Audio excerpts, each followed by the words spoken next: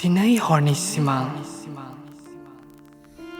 रिउ रिउ गोजान नुहरस' हायै लैथोमा बारलांनाय आंनि बे सिमांफुरिनि नों अनजालि आंनि बे सिमां रायजोनि राजखुंग्रि दुब्रि हाग्रायाव सिरिनाय निहिर बायदि जोंखोल नोंनि महर संसाराव रावजोंबो रुजुजाथावा नों बायदि मुखुथा नागिरनाबो आं मोना रायज्लायनाय नोंनि दाउ मैनानि देंखो मिलौहाब खबामाव नोंनि जालांबाय गोसोआ आंहा बोदोर दंफां मुरा बायदि दलर माहि नागिरबायसो रिंखांनाय नोंनि रैसुमै गारांनि देंखो आं दिनै मुलुग गिदिं गिदिं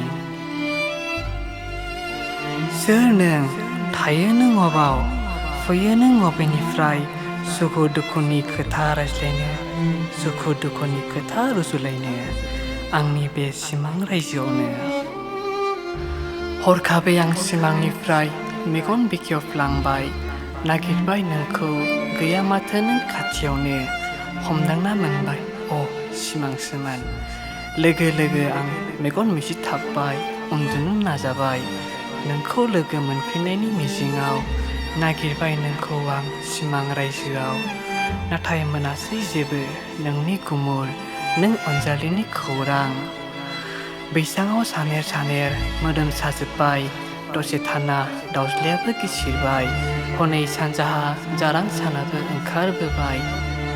गोसोआव नोंखौ लोगो मोनफिनैनि दाहा लाना आंबो सिखारबाय समजों मुलुगाव गोरोबफानो नै अनजालि खोनासंलाय गोरबोनि राव आं नोंनो बोरै खोन्थाहरनो खुगानि राव आं नोंनो बोरै फोरमायहरनो